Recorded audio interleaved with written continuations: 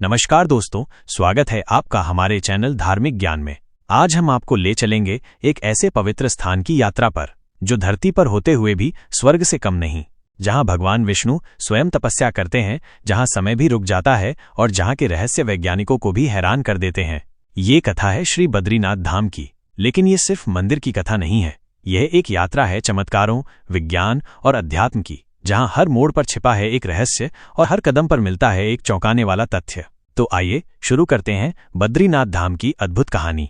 अध्याय 1, बद्रीनाथ, स्वर्ग और पृथ्वी के बीच का पुल।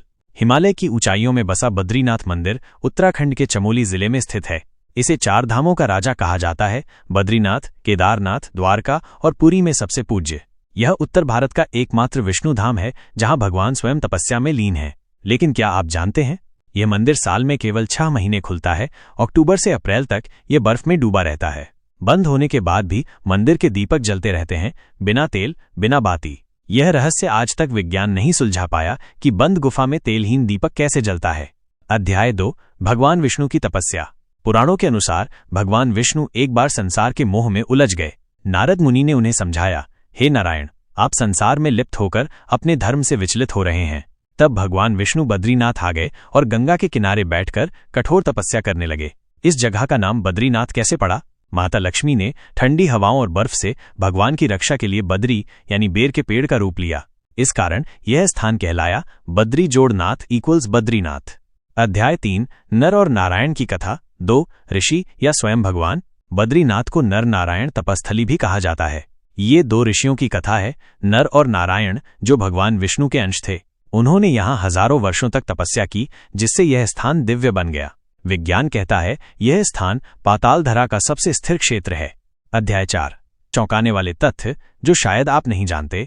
मंदिर बंद होने पर दीपक अपने आप जलता रहता है। यह चमत्कार कई बार जांचा गया है। भगवान विष्णु की मूर्ति शालिग्राम पत्थर से बनी है, जिसे गंडकी नदी से लाया गया था। यह पत्थर सामान्य नहीं, केवल नेपाल में मिलता है और उसमें चक्र के चिन्ह होते हैं। मूर्ति बेहद भारी है, लेकिन जब पुजारी स्नान कर नियम से छूते हैं तो आसानी से उठ जाती है, लेकिन नियम तोड़ते ही वो हिलती भी नहीं। कई भक्तों का मानना है कि रात के समय गर्भगृह से एम की ध्वनि आती है। बद्रीनाथ अकेला नहीं, इसके आसपास 5 बद्री हैं, योग बद्री, भविष्य बद्री, वृद्ध बद्री, आदि बद्री और ध्यान बद्री। इस क्षेत्र में कई बार चुंबकीय प्रभाव, इलेक्ट्रोमैग्नेटिक तरंगें और अजीब कंपन महसूस किए गए हैं। मान्यता है कि ब्रह्मा जी एक विशेष तिथि को स्वयं इस मंदिर में दर्शन करते हैं। यह मंदिर अक्षय तृतीया को खुलता है और भैया दूज पर बंद होता है। पूरे क्षेत्र में बर्फबारी होती है, लेकिन मंदिर की छत पर नहीं टिकती। जब कपाट बंद होते हैं तब भी विशेष रेखाएं आकाश में बनती हैं, जिन्हें भक्त श्री विग्रह दर्शन मानते हैं।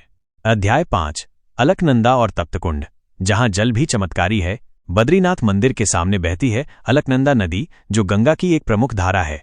यहां स्थित है तप्तकुंड, एक गर्म जल का कुंड। अब चौंकिए, जहां बाहर का तापमान -10 डिग्री हो, वहां ये कुंड हमेशा 50-55 डिग्री तक गर्म क्यों रहता है? वैज्ञानिकों का कहना है कि नीचे कोई ज्वालामुखी नहीं, फिर ये गर्मी कहां से आती है? अध्याय 6, आदिगुरु शंकराचार्य और पुनः स्थापना।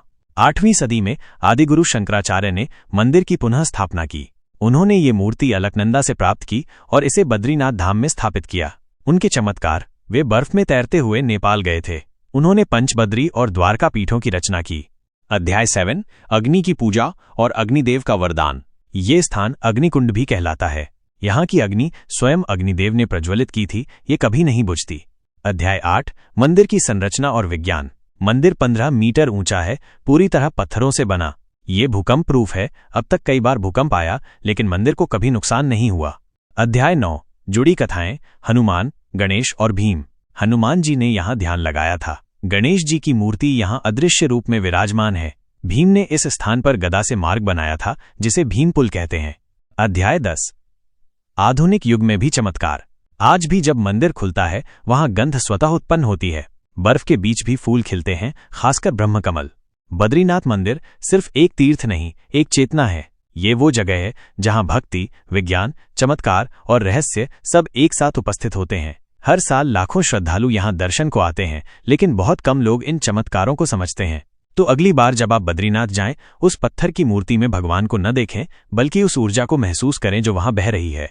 तो दोस्तों, कैसी लगी आपको बद्रीनाथ धाम की ये रहस्यमयी और चमत्कारी कथा? अगर आपको ये वीडियो पसंद आया हो तो कृपया लाइक करें, हमारे चैनल को सब्सक्राइब करें और इस वीडियो को अपने दोस्तों और परिवार के साथ जरूर शेयर करें।